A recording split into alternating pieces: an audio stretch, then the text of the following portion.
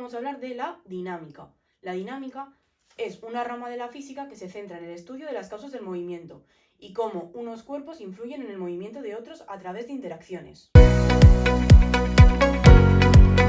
En la dinámica hemos tenido grandes pensadores que han contribuido al estudio del movimiento, pero uno de los más importantes es Newton y sus leyes. Newton tiene tres leyes principales, que son la primera ley de Newton, también conocida como ley de inercia, la segunda ley de Newton y la tercera ley de Newton. La primera ley de Newton o ley de inercia dice que todo cuerpo que se encuentre en reposo seguirá en reposo hasta que sobre él actúe una fuerza externa neta. Y todo cuerpo que esté en movimiento seguirá en movimiento hasta que sobre él actúe una fuerza externa neta. Luego, la segunda ley de Newton se centra en qué ocurre sobre un cuerpo cuando aplicamos una fuerza. Es decir, yo a un cuerpo le aplico una fuerza F1 y este cuerpo se moverá con una aceleración A1. Pero si yo le aplico una fuerza F2 mayor que F1, este cuerpo se moverá con una aceleración A2 mayor que la aceleración A1. Con esto lo que quiere decir es que la fuerza neta es igual a la masa por la aceleración y que la fuerza es proporcional a la aceleración, es decir, si aumenta la aceleración, aumenta la fuerza. Y la aceleración es inversamente proporcional a la masa, es decir, cuanta mayor aceleración tenga, menor masa tiene el cuerpo. Siguiendo con la tercera ley de Newton, la cual dice que las fuerzas actúan por pares de magnitud y dirección pero de sentido contrario, podemos ver que lo que quiere decir dicha ley es que cuando un cuerpo A aplica una fuerza FAB sobre B, B va a hacer una fuerza BA sobre A, de tal manera que la fuerza FAB, que es la que hace A sobre B, va a ser igual a menos la fuerza BA, es decir, menos la fuerza que ejerce B sobre A. A continuación os dejo una imagen con los nombres de las tres leyes de Newton.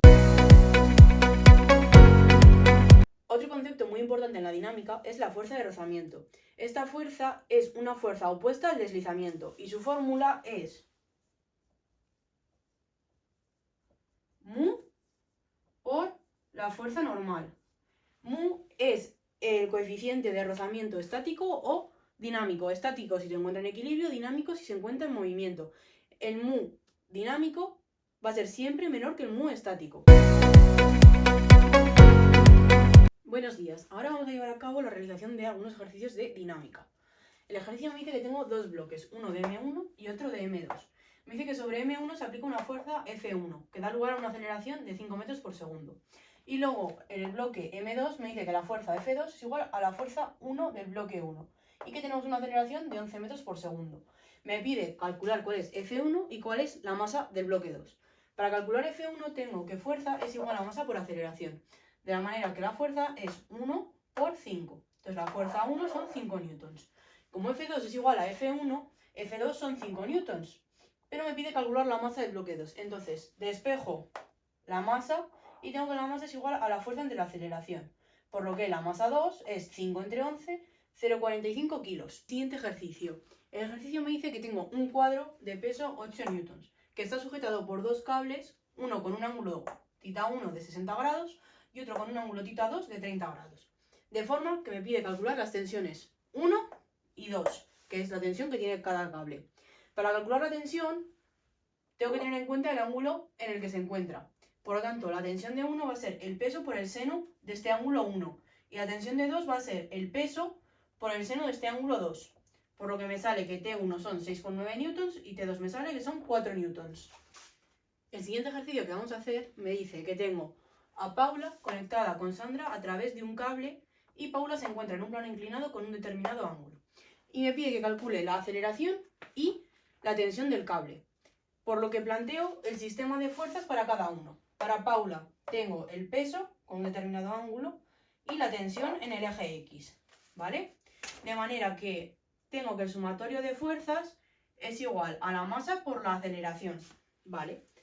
Y tengo que dividirlo en el eje X y en el eje Y. En el eje X tengo que la tensión menos el peso por el seno del ángulo con el que se encuentra es igual a la masa de Paula por la aceleración. Y en Y tengo que P por el coseno es igual a 0. En el caso de Sandra, tanto la tensión como el peso están solo en el eje Y. En el eje X no tengo nada. Por lo tanto, el peso menos la tensión es igual a la masa de Sandra por A. De forma que tengo dos ecuaciones, 1 y 2. Para calcular tensión y aceleración. Vale, despejo en esta la tensión y la sustituyo en esta. De manera que obtengo que la aceleración es ms menos mp seno de el ángulo con el que se encuentra en el plano inclinado por la gravedad entre la masa de Paula más la masa de Sandra. Teniendo la aceleración, la sustituyo aquí y obtengo que la tensión es la masa de Sandra por la de Paula por la gravedad por 1 menos el seno del ángulo con el que se encuentran entre la masa de Paula más la masa de Sandra. Por último, vamos a hacer un ejercicio parecido al anterior. En este caso tenemos una masa que está sobre una mesa, ¿vale? Y conectada ahí a través de un cable tenemos un segundo bloque de masa M2 y me piden la aceleración y la tensión. Definimos las fuerzas para M1 y para M2. Para M1 tengo que en X la tensión y en Y el peso, de forma que tengo las siguientes ecuaciones. Vale, para M2 solo tengo en el eje Y, en el eje X no tengo nada. Entonces tengo la siguiente ecuación.